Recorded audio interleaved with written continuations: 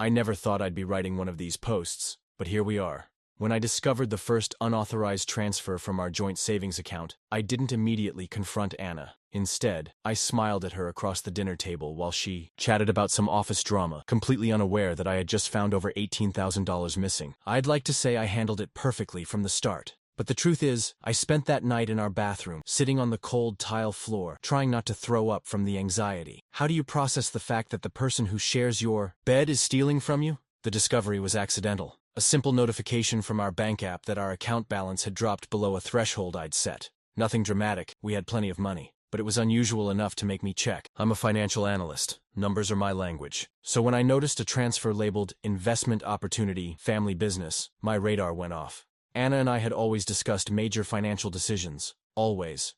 That was our agreement when we merged our finances after marriage. No solo decisions over $500. And this was significantly more than $500. That night at dinner, I tried to keep my voice steady as I casually mentioned market volatility. I suggested we review our investment portfolio that weekend, watching her face for any reaction. My hand trembled slightly as I reached for my water glass. She nodded absently, eyes on her phone, saying whatever I thought was best since I was the numbers guy. Then she changed the subject, asking if I wanted to watch the new Netflix series everyone was talking about. That's when I knew. 9 years of marriage teaches you the difference between distraction and disinterest. This was pure deflection. Instead of confronting her immediately, I decided to dig deeper. This wasn't just about money, it was about trust. And I needed the full picture before making any accusations. But I'll admit, keeping quiet was harder than I expected. There were nights I nearly cracked, almost blurting out what I knew during dinner or while we lay in bed. The weight of it made me distant, and I'm sure she noticed the change. Updated. Thanks for the overwhelming support on this first part of my story.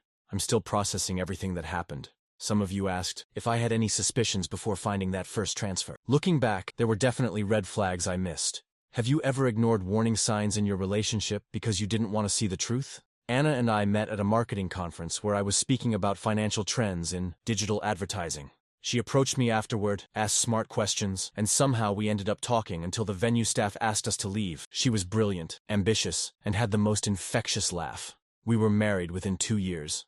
Her brother Igor entered the picture about 3 years into our marriage. He'd been living in Europe finding himself, but returned with grand entrepreneurial plans. I remember the first time I met him. Designer clothes that looked just a bit too new, a Rolex that caught the light a little too deliberately, and stories of business connections that seemed a touch too convenient. But Anna adored him. She constantly defended him as misunderstood whenever I raised concerns, insisting he just needed support to find his footing, and support him we did. First with small loans that somehow never got repaid, then with temporary help on his rent when his first business venture failed.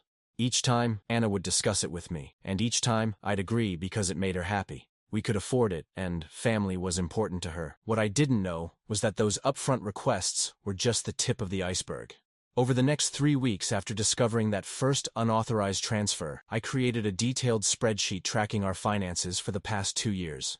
The pattern was unmistakable. Every few months, sums ranging from $5,000 to $25,000 would leave our joint account, always with vague descriptions like family investment or emergency fund allocation. I cross-referenced these with Igor's social media.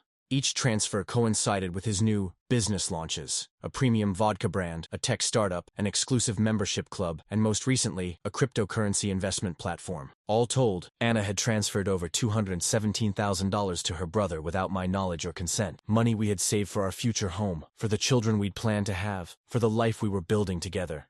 And judging by the increasing frequency of transfers, she had no intention of stopping. I remember sitting in my home office at 2 a.m., staring at those numbers, feeling physically ill. 9 years of shared dreams, and she had been systematically undermining them. For what? To fund her brother's delusional ventures that inevitably failed? I considered confrontation, imagined the conversation 100 different ways.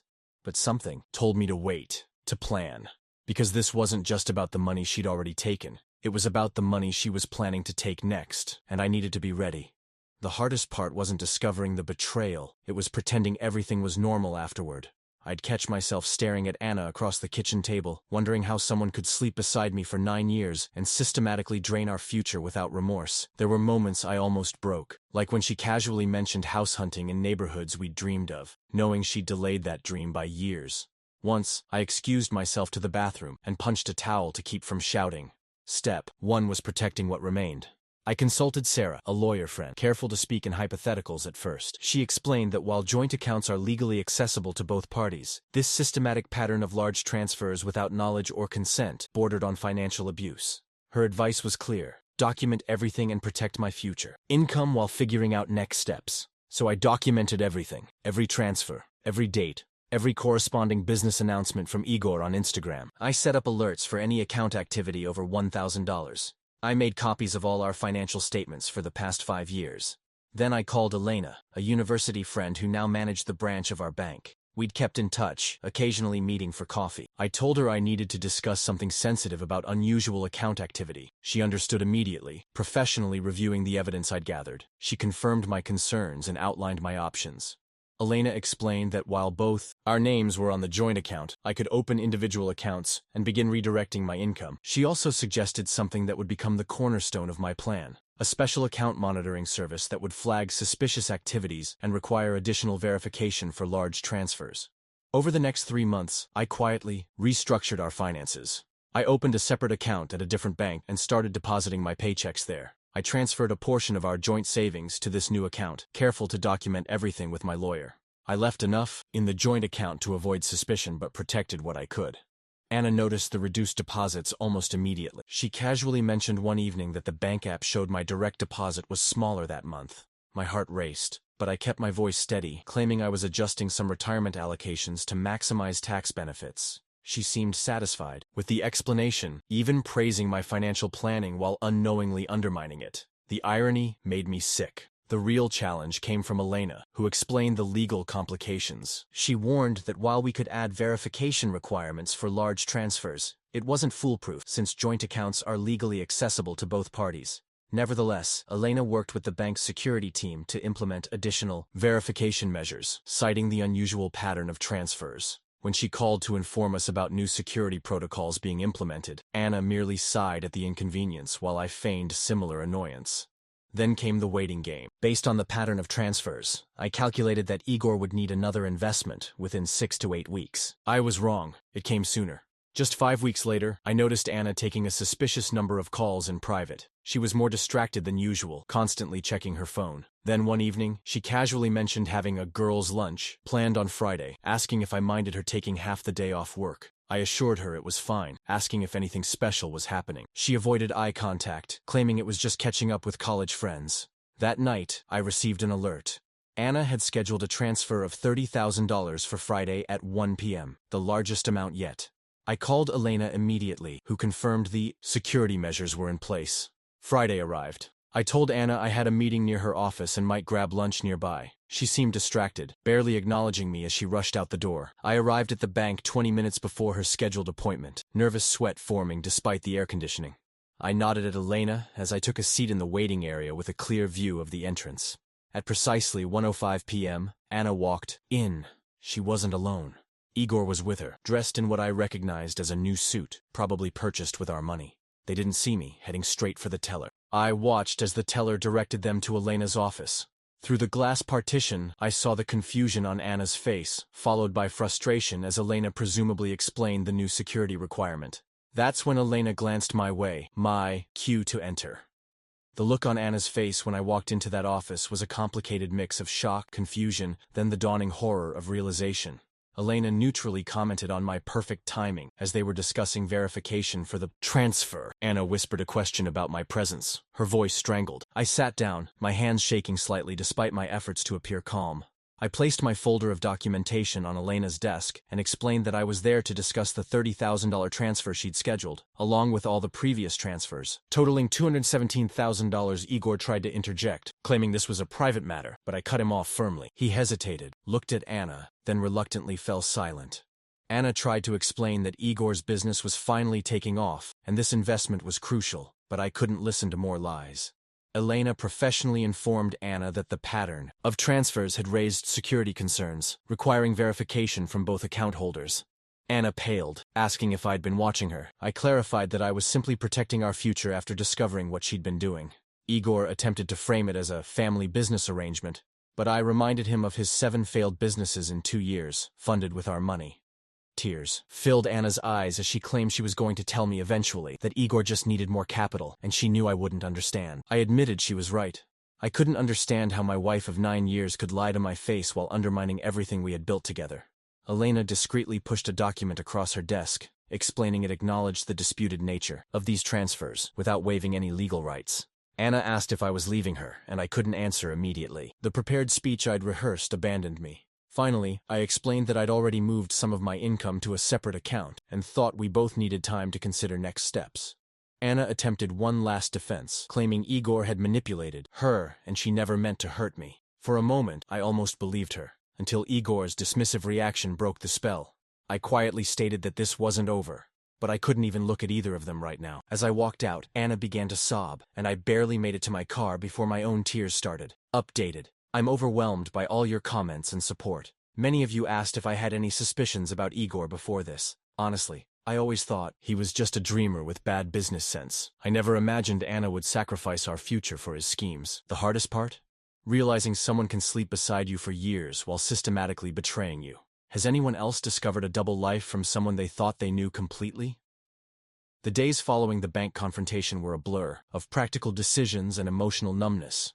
I'd already secured a small furnished apartment as a contingency plan. Nothing fancy, just somewhere to think clearly away from the daily deception. Anna called non-stop for the first 48 hours. I listened to a few voicemails, each more desperate than the last, claiming Igor had manipulated her and that I wasn't being fair. The last one, suggesting I would understand if I really loved her, made me throw my phone across the room, shattering the screen protector.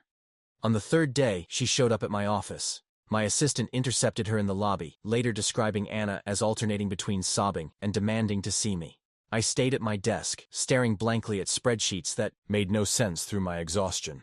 By the end of the first week, Anna's tactics changed. She enlisted mutual friends, carefully selecting those who only knew her version of events. They called with concerns, suggesting I was being unreasonable, that marriages go through rough patches, that financial disagreements shouldn't end a relationship. I listened politely to the first few, then started being more direct, asking if Anna had mentioned the $217,000 she secretly transferred to her brother. The stunned silence told me everything I needed to know about what version of events she was sharing. Mike, my oldest friend, was the only one who got the whole story. He asked what I planned to do, wondering if I would consider counseling. I admitted I wasn't sure. Part of me wanted to understand her actions, while another part couldn't imagine ever trusting her again. The fundamental nature of the betrayal seemed beyond what counseling could address. Meanwhile, Igor's latest cryptocurrency venture collapsed within 3 weeks. Without our money to prop it up, his house of cards fell immediately. His Instagram, once filled with entrepreneurial wisdom and lifestyle shots, went silent after a vague post about recalibrating business strategies. Anna's family closed ranks. Her parents left a voicemail suggesting I was being cruel by abandoning Anna when she was just trying to help family. I wanted to respond, but recognized the futility. 3 weeks after the bank confrontation, I met with a divorce attorney. The evidence I'd gathered made the process straightforward, if not painless.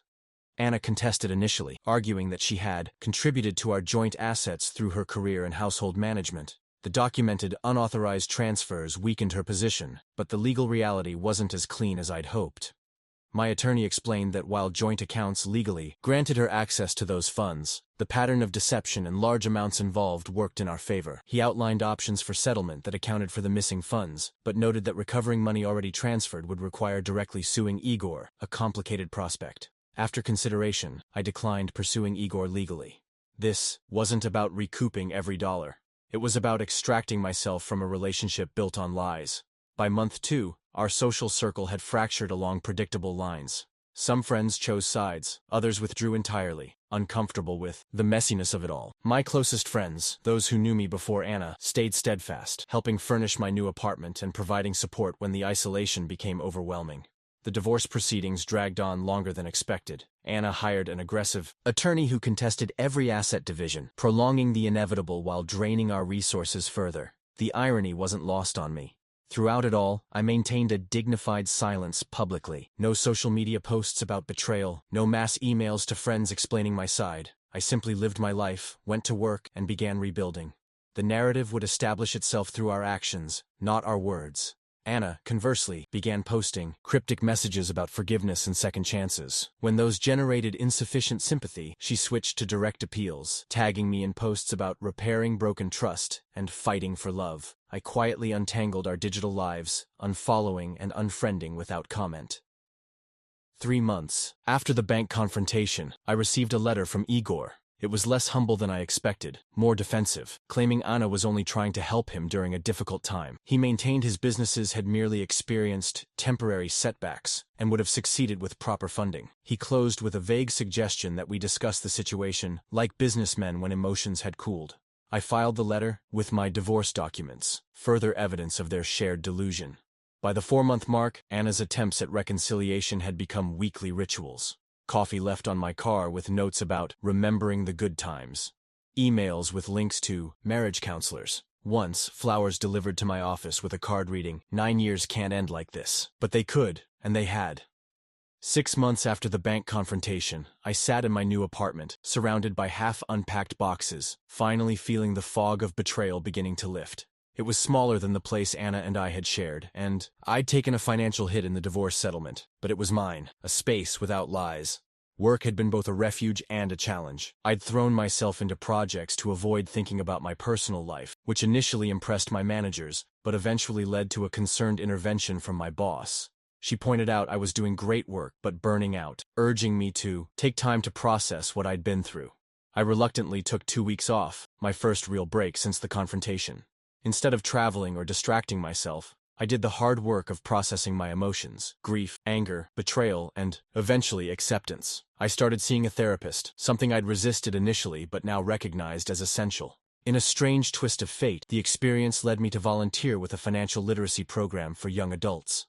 I didn't share my personal story with the participants, but knowing that my experience might help others avoid similar pain gave meaning to what I'd endured. Anna still reached out occasionally. Last week she texted about seeing our old favorite restaurant, reminiscing about how we used to share dessert, expressing belief we could fix things. For the first time, I considered responding, not to reconcile, but to find closure. After consulting my therapist, I sent a brief reply stating I hoped she was doing well, but it was time for us both to move forward and to please respect that our marriage was over. Her immediate response questioned whether it was because I couldn't forgive her or didn't love her anymore. The question sat with me for days, neither option capturing the complexity of my feelings. I finally replied that it was because I no longer trusted the foundation of our relationship, wishing her well. Igor's latest venture, apparently a luxury pet accessory line, launched last month. I only knew because a mutual friend mentioned it, assuming I'd be interested. I wasn't. Whatever Igor did now was his business, as long as it wasn't funded with my money.